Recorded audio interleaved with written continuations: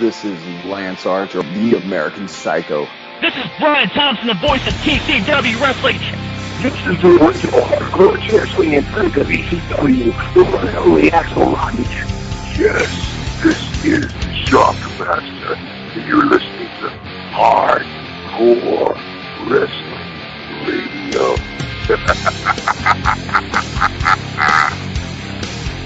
Hello everyone, welcome to another edition of Hardcore Wrestling Radio.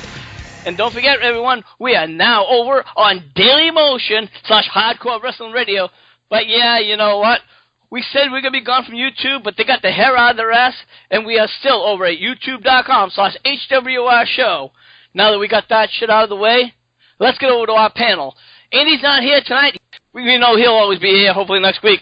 But over from CWA, we have Joseph Knight. Joe, how we doing? I'm doing really good. Thanks for having me on. And from Lance Moss TV, we have the incomparable Lance Moss. Hello. Thanks for having me. I'm doing pretty good. All right. And then from the Big Easy, we have James. How we doing? I'm doing all right. And from the West Coast, we have the Bay Area MVP, known as Will. Will, what's going on? The only thing I gotta say is...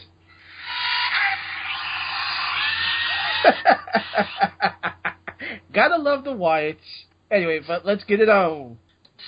He's coming for you, James. That's going to be a guy with a goat mask standing behind you. Oh, my God. He's going to take it off, and it's going to be CM Punk. Speaking of CM Punk, guys, let's talk about that opening segment on this past week's Raw. It was in Chicago, and, of course, what happens... They got the music going, the fans was chanting CM Punk, and all of a sudden out walks Paul Heyman. Now, guys, I'm going to be honest with you. You know, when CM Punk first walked out the door, I said, you know what, he's just taking a break, he's taking a break. He'll be back after, after Elimination Chamber. But once they started taking him off the marquee, and I saw that interview with him at that Comic-Con, I'm not sure if that's exactly what it was, I really thought that he was about to go away. I was at a 50-50. They really had me at a loss of what was really happening with him. Then I saw the promo with Heyman's promo, where he came out and said that, I want to talk about a guy named CM Punk and talk about how he should have never have, came over all these obstacles and became a champion, and the reason why he left the company, and I blame all of you. And it was a great, great promo, guys. I want to ask, Joe, do you really think that, that CM Punk has in fact walked away, or do you think now this is just all promo? It has to be all promo, because Paul Heyman, when he came out, I think he was trying to calm the CM Punk chants, and it kind of more aggravated the fans into doing it more. I think what they're doing is let Punk take some much-needed time off and let somebody else take over, like Daniel Bryan. Let them rise up. But then I got suspicious today. I actually read that WWE is actually going to start removing CM Punk from their various titles, game titles, just his videos. So that kind of had me thinking, but I still going to stick to this. I think it's still a work, and I think he's just on a short vacation, at least till Mania. Will, Joe just brought up an interesting point. Maybe the CM Punk is just trying to keep the CM Punk name around. I guess from what they said, that WWE kept Sin Cara around, or at least the Sin Cara character around, because just as Sin Cara left, it was still in a couple of other ongoing products, the WWE 2K14 product, and it didn't want to look dated. Now, CM Punk was a part of that new Scooby-Doo movie. Now, it's not like everybody here is watching Scooby-Doo on the show, but if CM Punk did in fact leave before the show was released, it would make the show look dated. Do you think maybe they're trying to keep CM Punk, the name CM Punk, around a little bit more, or maybe people think that CM Punk is still around until this DVD is released? What do you think? This is probably the most intriguing thing by far what the WWE is doing so far. I mean, you see all the chants, I mean, not see him, but hear him. But if you're seeing him from all those great fans called the IWC, then yeah, it merits your question, Rick. But as far as the name goes, I mean, I want to go back to what you said about the Sin Cara thing.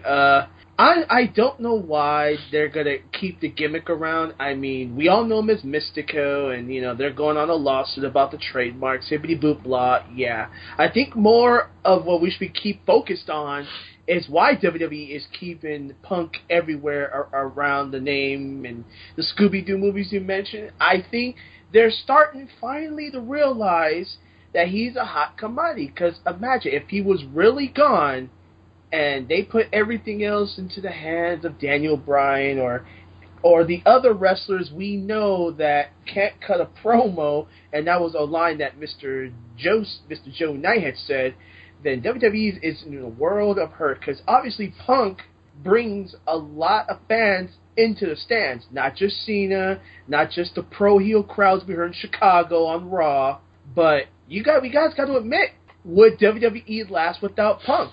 Put this in your head for a while, gentlemen. Would it last? My honest opinion, I don't think so. It's a valid point. But I mean, would it last? I mean, one person, I think the WWE once said that, one person is not bigger than the company.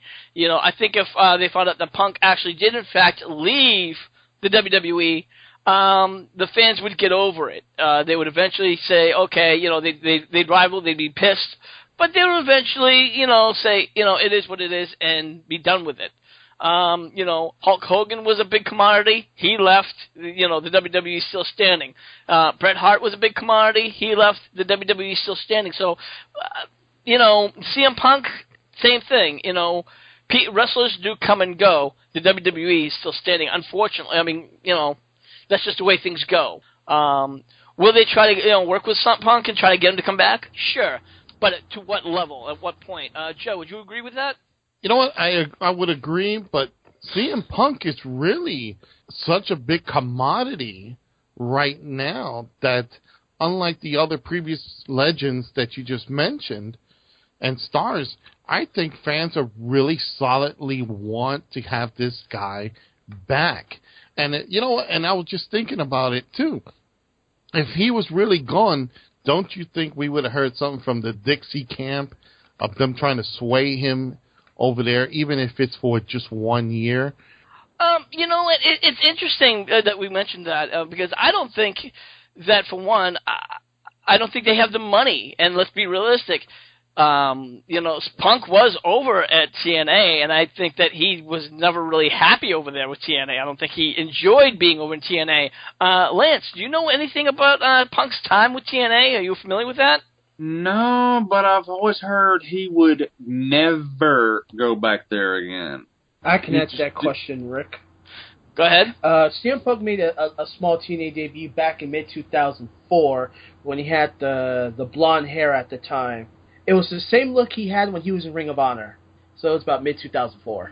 Okay. So, but again, I mean, he said that I know that he said he would never go back, but I wasn't sure if that was while he was with WWE, or if there's a why he said he would never go back, if there was a reason why he would never go back. So, I mean, let's face it right now. I mean, TNA is not even, they're not just like a secondary, which means they're just like right next to WWE. They're far down the ladder from WWE, so why would Punk even consider it at this level? I mean, I think we've talked about it on the show. Now, if anybody wants to, they could just simply hit the indies and make money during the indies. That's what you would want to do. Can I say something real quick? Sure, go ahead, Ed. Number one, I'm reading this up. Number one, to clarify something, CM Punk is not in that Scooby-Doo movie. He's actually in the Flintstone movie that's coming out. Flintstone movie. I knew he was one of the cartoons, so thank you very much for correcting me. Number two, the reason why he was with TNA, remember, TNA and Ring of Honor did have that deal to work together during that time. That's right. Okay. Punk left once they had that controversy, and TNA broke ties with TNA. So that tells you right there that Punk obviously had no desire to be with TNA for some reason or another. For whatever, I mean, I don't think. I don't think they could reel him in, especially with someone, with just Dixie Carter being there. They would really have to get someone in there that would really want to be in there. I don't see it happening, guys. Unless if he was really desperate for work, which someone like CM Punk, he's a hot commodity. I think he could get on there at all. But you know what? Let's move along. Something else happened on Raw during that same segment. We saw Brock Lesnar come down, and he pretty much was, he got pissed off, and he started pulling a whole bunch of monitors apart as and apparently one of those monitors bounced into the crowd and hit a lady. This is his child, a woman and a child. Now, according to some reports, they're saying there was, this didn't even happen. This is not true. It bounced into the crowd, but no one was actually hurt. Joe, let me ask you this.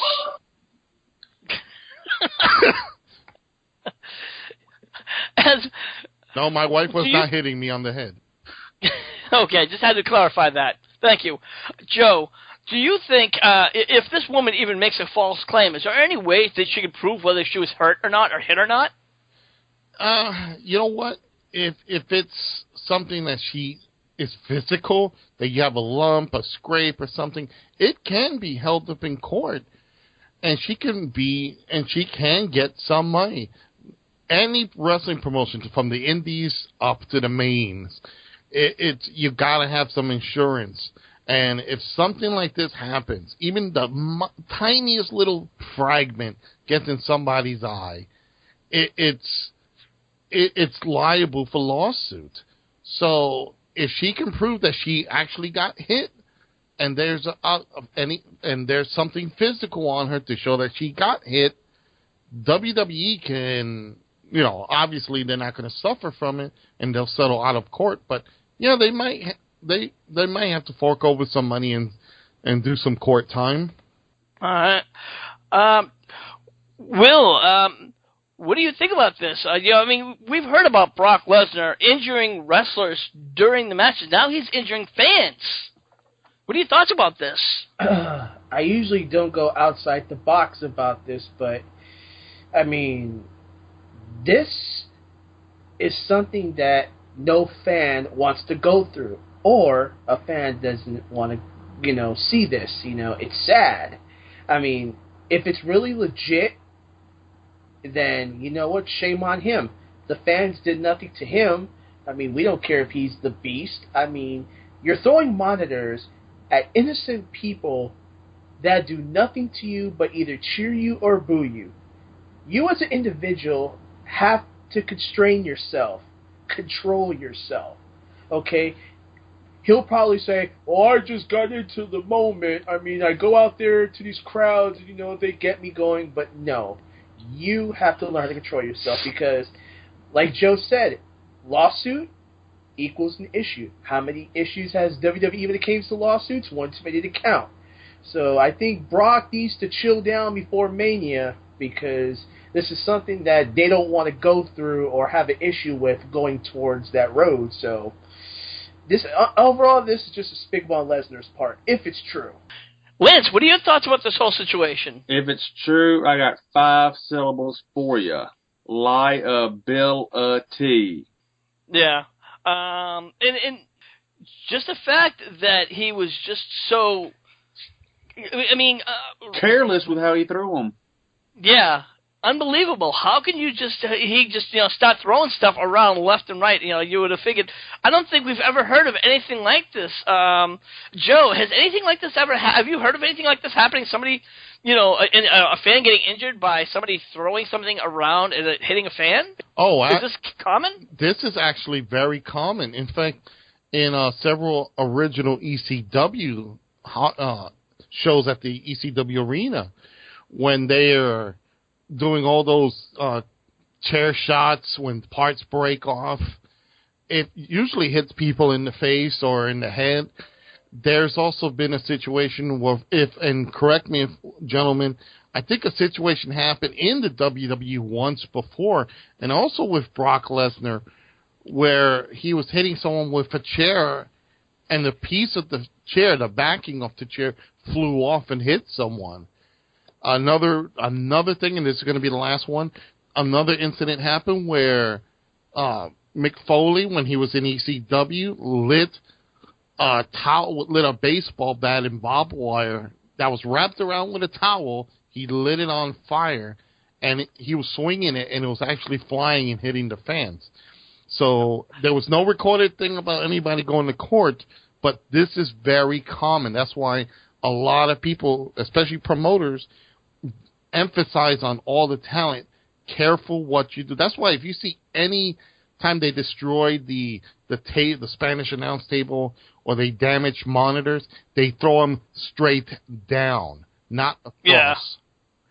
Well, again, you were talking a lot of these things were about in ECW, and ECW's been dormant for almost well over a decade.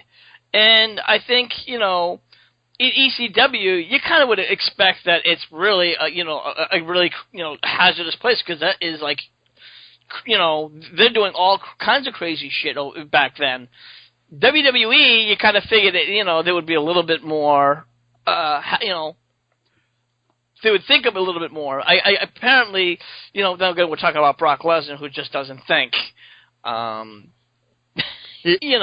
Brock Lesnar reminds me of that character named Mongo in Blazing Saddles, if you guys ever remember that movie. I do.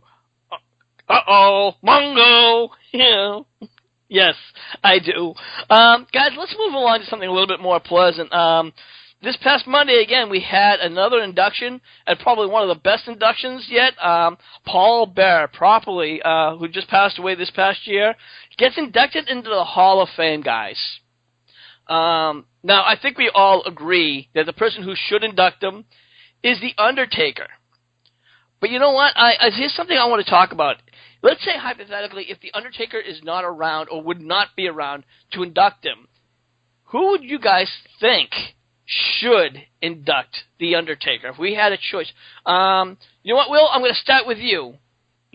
Very well deserved, in my opinion. I mean, this is a guy that knew how to manage. I mean, he managed one of the best wrestlers in The Undertaker, and also Mankind, a little bit of time with Vader, but, well deserved, and I hope Undertaker does a speech in his memory, and, that's all I could say. Just very well deserved, and, he brought a lot of hope and light to the wrestling industry, so congratulations, I could say. Yep.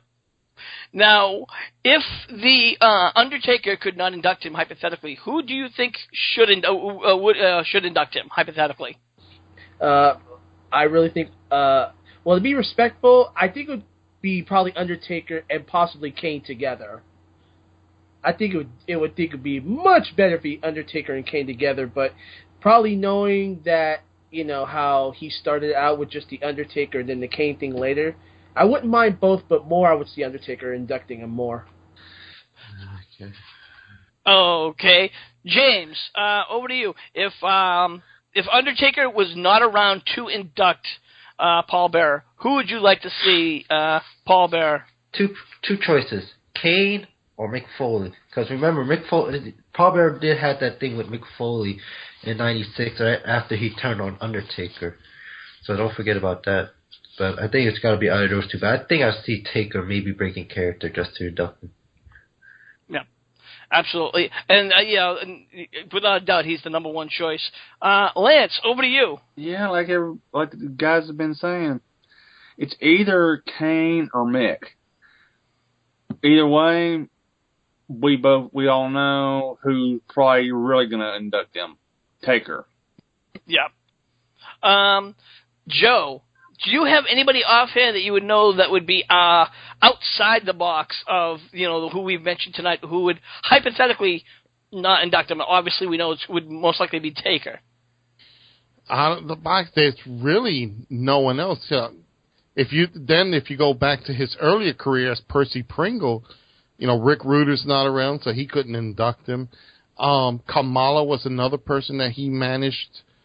I see? I see possibly Undertaker really doing the nod out of true respect, but I would not hold it against WWE to have all three, Undertaker, Kane, and Mankind, come out to do their respects to induct Paul Bearer. Okay. What about, you know what, and I had somebody, okay. That's actually not a bad idea. That's actually a very nice, sentiment. You know what, Joe? Actually, well, we're going to move along. And, Joe, I believe you have a segment you'd like to introduce. Ladies and gentlemen, if you hide your kids, put grandma to bed, because here comes the first ever fuck, marry, kill. You got to fuck one, you got to marry one, and Lord knows you got to kill one.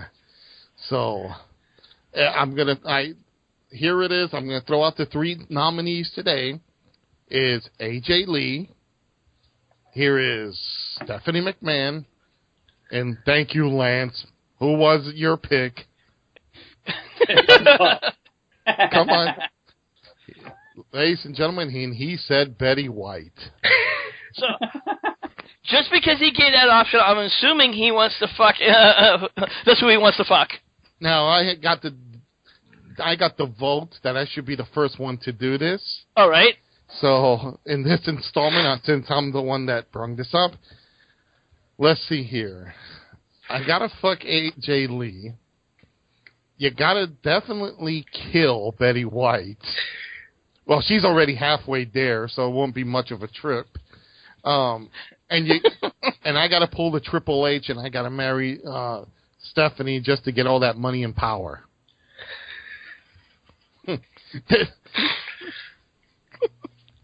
So,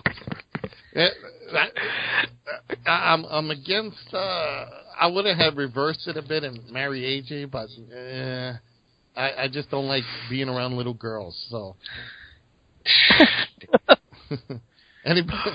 right back to you, Rick. Well, okay, since you put me up, and since I have Ms. Jack Shit here, I hope she does. She only takes this. She's got her ears blocked, so now I can speak her freely. Here comes the 1960s Batman sound effects. I guess I'm gonna have to go along with you. I guess I'm gonna have to go with AJ.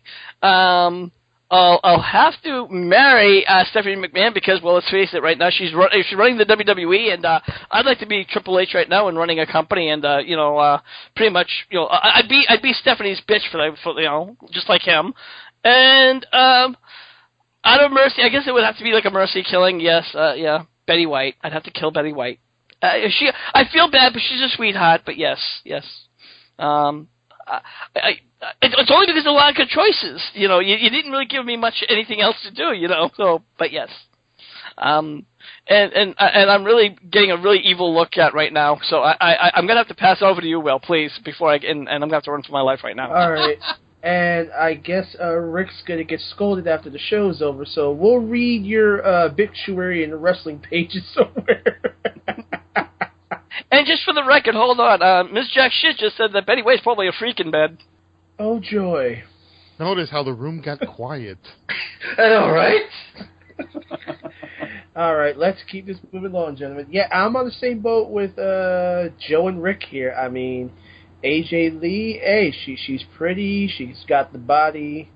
One of the last Golden Girls in Betty White, well respected. But her time's gonna come sooner or later. Even though we don't like talking about deaths on Hardcore Wrestling Radio, we don't condone death like that to anybody. But this is the segment, so yeah. And of course, Stephanie McMahon, you would have to marry, even though she got an ego like her father. But she's got money and you would know how it is to run a company aside her. So, yeah, I have to agree with Joe and Rick on that one. So, with that, I tag James in. James, you're next. And James, be careful. AJ could be listening in on this. I know, right? Worse, CM Punk could be listening on this. Yeah, he's gonna come to New Orleans, kick my ass at WrestleMania. I'm gonna be just standing there as a volunteer at Access. All of a sudden, I get dragged into the hallway and get my ass kicked by CM Punk. It's mercy killing for Betty White. Between Mary and fucking I'm gonna be different. I'm gonna actually just fuck Stephanie and marry AJ. That's just me. Oh, reversal get. I'm gonna take to Lance. I'm not saying anything else. Okay, here's how it's going to go down. Marry AJ, get Stephanie pregnant, get custody of the kid, therefore she has to give me child support and shoot Betty White. Wow. Damn. You found the loophole. There you go. Well, and with that, very interesting answers, gentlemen. Lance, you get the pudding cup this time because that was very original. So, Rick, this kind of ends the Fuck, Marry, Kill session. Right back to you. And be sure to join us for next week for our episode of Fuck, Marry, Kill. All right. Well, I believe I'm going to have to kick it over to Will because I believe Will has a segment he would like to introduce to the show. Well, over to you. Oh, yes, ladies and gentlemen. This I would like to call the HWR Troll Callout. Now, I already got on one person last week, so now it's only fair I would have to do this again. And tonight, I'm calling out Stephen Barron.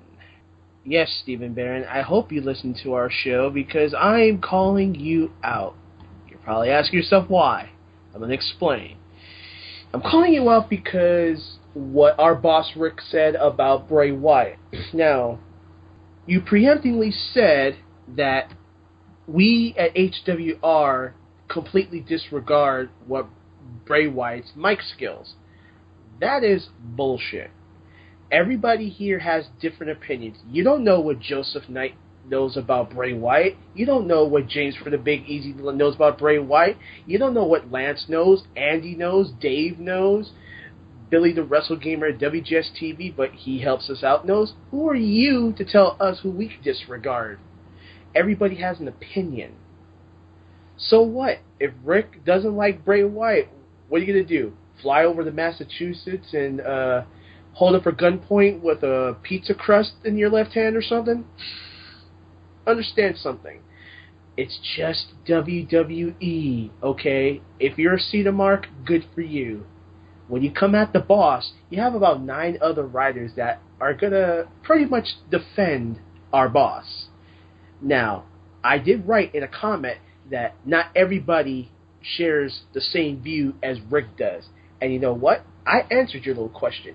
I said 50-50 because Bray Wyatt is talented, but some of his mic skills are getting dull. His wrestling is okay. His finisher, Sister Abigail, is okay.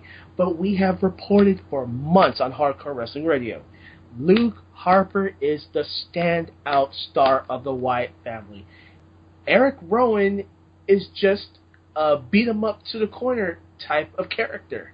So, I'm sorry if you feel that this is going to be an attack because we think we don't share your little views, but understand something. Ask us individually what we think. Don't call us out as a whole because you already lost the battle. You lost. And unfortunately, you're far from Wolf from the Hen's House on this one. So in closing, I'm just going to say this. Don't call everybody out of HWR out. You would lose. So, with that said, do yourself a favor. Drink a Coke, have a smile, shut up. Don't be ignorant like the IWC is, and actually watch the show like we do. Because Bray Wyatt is okay, but your whole perspective of us disregarding Wyatt, you're fucking crazy. Now, I'm going to have me a Coke, I'm going to have a smile, I'm going to pass it to you before I go on and running my mouth. Rick, go. You know, to be honest with you, I didn't realize it was Bray Wyatt. I thought he was just he's my cousins from Duck Dynasty. No, that's what he said. Sorry. Duck Dynasty, what the fuck? But in all seriousness, hey, like I said, everybody has an opinion, and I can even deal with certain people give me hard times. But hey, I'm glad that you got this, this troll call, and hey, it is what it is. Just be glad that Andy wasn't here, because he really would have fed you, give him his ass to you. The son of a bitch, guys, he don't play. But let's move on to something a little bit more lightning. Buff Bagwell has a new job. Oh, no. Oh, yeah, he does.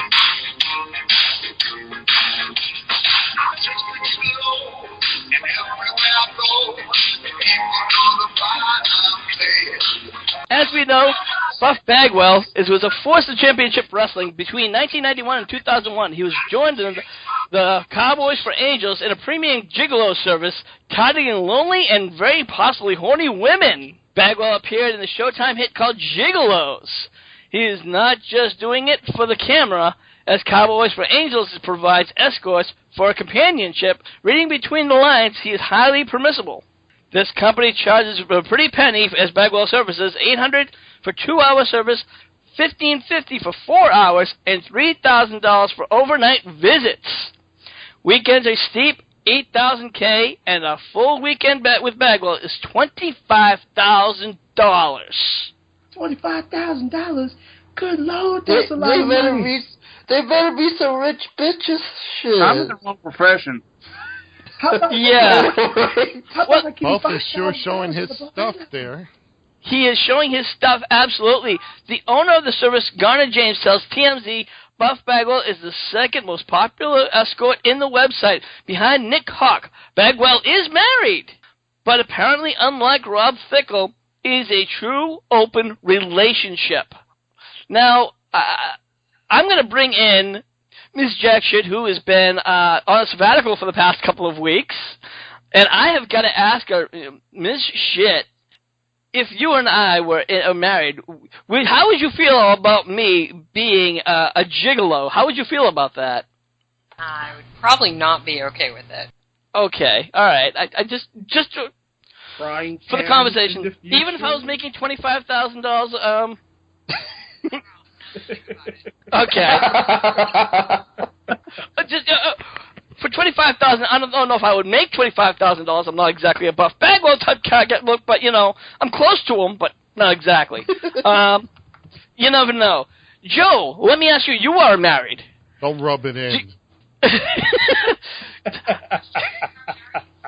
Yeah, well, no, I'm making a point. You are. No, I know he's married. Thank you very much, helping me out here. How would your wife feel if you told her that you wanted to leave the wrestling business, being a wrestling promoter, and go into being a gigolo where you can make $25,000? Well, put it like this. She'll let me go out the door, but she will never let me come back in, and there will be bullet holes in the middle of the street because I'll be running as she shoots me. Understood. So, yeah, you don't have to wear some bulletproof vests. Okay. Yeah, I don't think no matter... And I've been married for 23 years. And, we've had a very great relationship. And if something like that ever came up, man, that would be the end of that and probably be the end of me. Yeah. Well, let me ask you a question. How do you think open relationships... Do you think there's any longevity in open relationships? That's a tough question, and it to be honest, it depends on the two individuals. There are people that do swinging, and apparently they feel fine. There are people who have open relationships, and it's fine. I think it just depends on the two individuals. If you're me, who's like a jealous person, and my wife was a jealous person, that ain't gonna work too well. Hey, honey, look, I brought home a diva from wrestling. That will be the end of me because it will never happen. So, yeah, okay. Will, I believe it wasn't too long ago where Bagwell was not exactly doing too well. Didn't we read something about that in the news? Not even about maybe 2 or 3 weeks ago. Bagwell was in, I guess he was in a rehab. if I'm not mistaken. Yes, he was in a rehabilitation center trying to get his mind and focus back together. You know what, to be honest here, I almost forgot about that. Ladies and gentlemen. But yeah, he was checked into a rehabilitation center 3 weeks ago, mostly because of his mental frame. But, I guess whatever happened, it turned them around, and we hear this. So, like one of our fans at HWR, his name was Stewart, he said he got to do what he got to do. So, I mean, and like I stated, I didn't have too many thoughts about it either, but I mean, I'm glad Buff Bagwell's okay. But this, the only thing I can say is good luck. Short words for short term, but good luck. Rick, if I could chime in something, a lot of these, wrestling stars, let's put it that way, like Bagwell, after they pretty much finish their tenure and they're not in hot commodity anymore, they go into a deep depression. I've actually talked to a couple of wrestlers who had that happen, and something similar to this, I'm not going to mention any names, it happens that they get an opportunity to make a lot of money without taking the bumps and bruises. Okay, they'll be taking certain bumps and bruises and a couple of spankings, but but they'll be making that money back. I think they'll jump all over it now it's more just to make the money than to be out making a big, name for themselves. Well, you made an interesting point about a hot commodity, about like wrestlers no longer being a hot commodity, and let's really look at Buff Bagwell. He really wasn't a hot commodity before he became he was Marcus Bagwell when he was with the tag team. I don't even remember the tag team he was with. That's how bad it was. The American Males with. Thank you, American Males. Thank you. With that John Stamos looking kid, I forgot. Yeah, it's that forgettable. And it was just, And then he joined the NWO, and he became, Scott Steiner's little sidekick. He became Marcus Bagwell. He put on the top hat, and he did great for a little while. He called him, I'm buff, I'm the stuff. That gimmick did sell. But it was like once WCW went under, he went under. Do you see that happening a lot with wrestlers? I mean, why is it you think that they just hold on to that gimmick because they don't know how to recreate themselves? Well, and the problem is a lot of these guys don't look to invest in other things. They don't look for something outside the wrestling business. So they're stuck in this frame of mind that this is all they can do. So a lot of them don't invest in money to do something positive.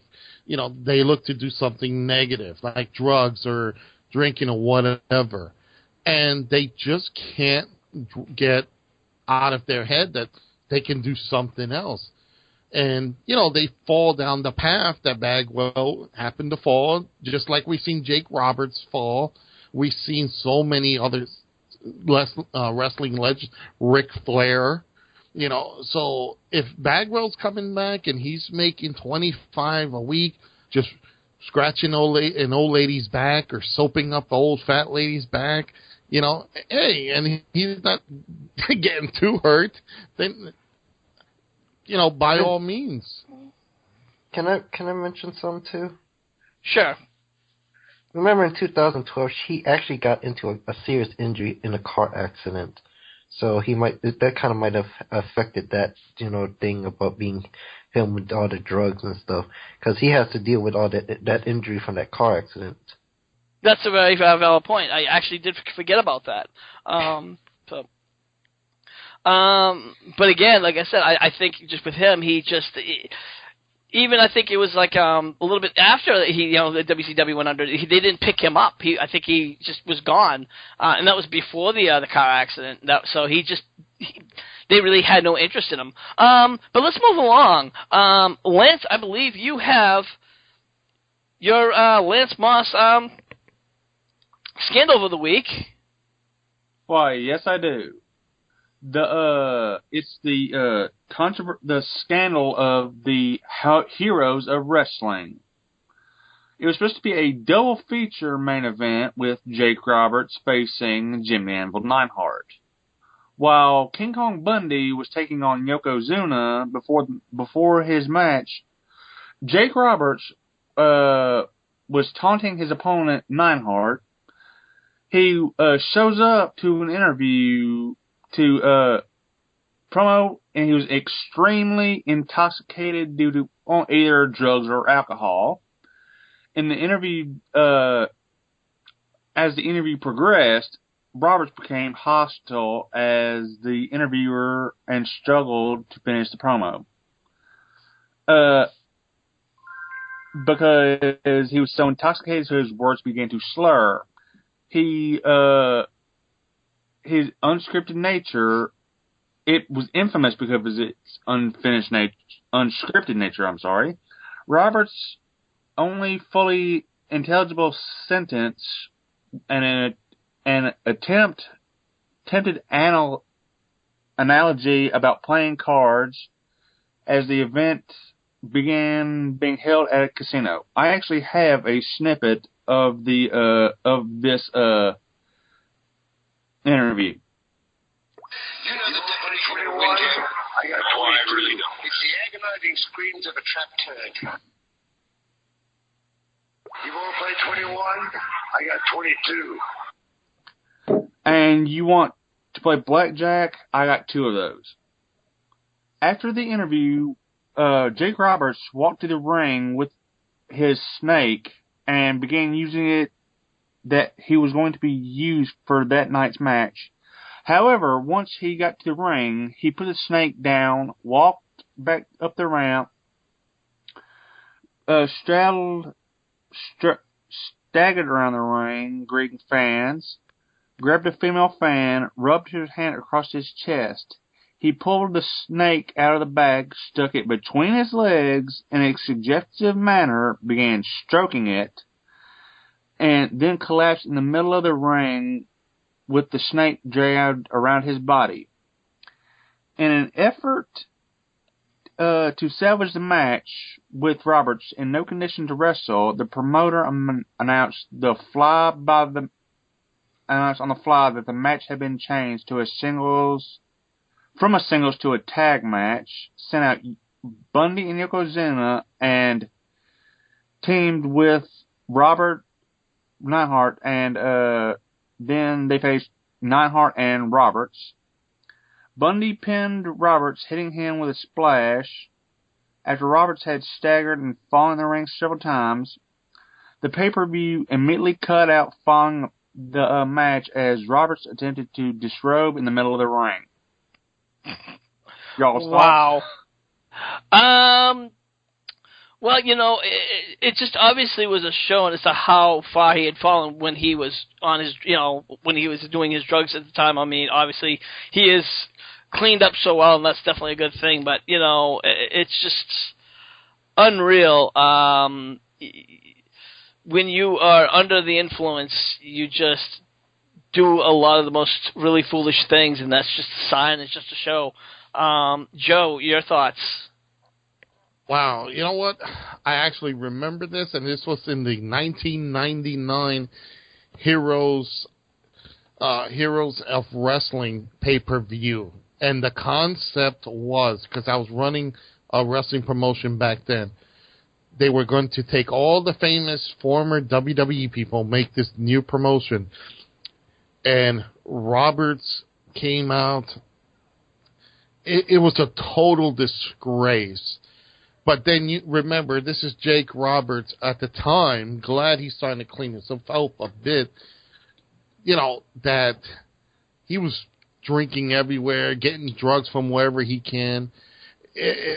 I remember this so well not because of the promo, it was just because of the way he was just stumbling around the rings, passing out. And if you guys remember, Scott Hall, he did the same thing too. It was just a horrible thing to watch, and I'm just glad that he cleaned himself up. Well, let me ask again. I think we talked about this last week, where Scott Hall was, really wheeled in on a wheelchair from a hospital, and this gets back to the indies with their standards. They have such low standards. I mean, they obviously must have known that he was, stoned out of his mind or high on drugs, but yet they still said, oh, well, we got to keep him. I mean, would they not known before that he had an issue with drugs, or they just looked the other way? Again, it's up to the promoter. If I was running this show and I saw Jake Roberts like that, he would not get his pay. He would get a ticket back home, and that's it.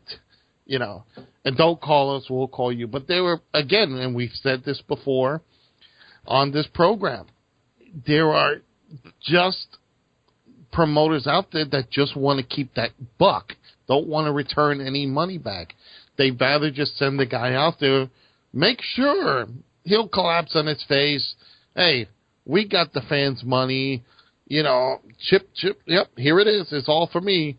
And that's it.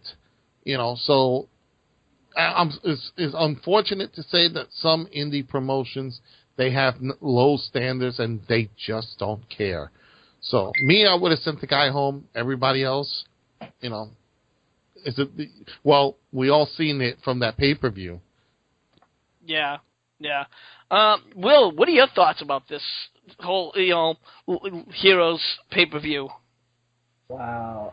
After listening to that, just damn is all I could say.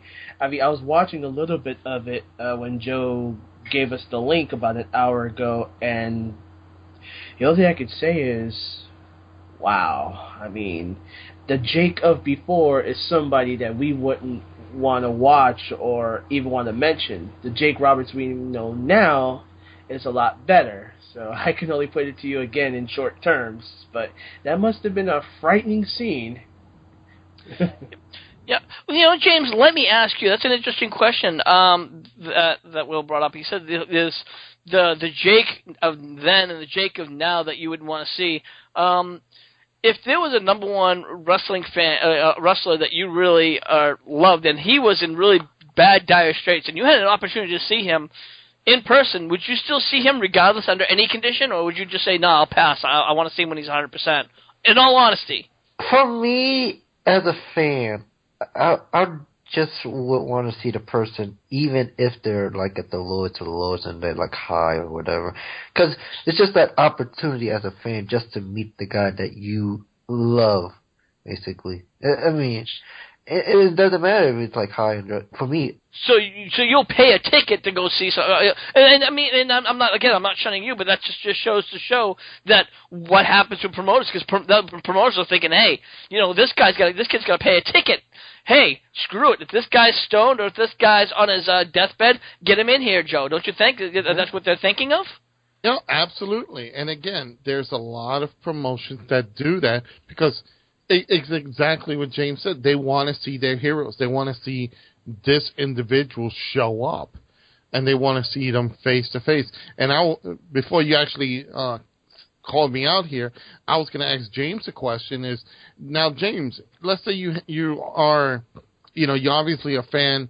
Now you go to the show. You definitely want to see Jake Roberts. You're going to see like one of your heroes.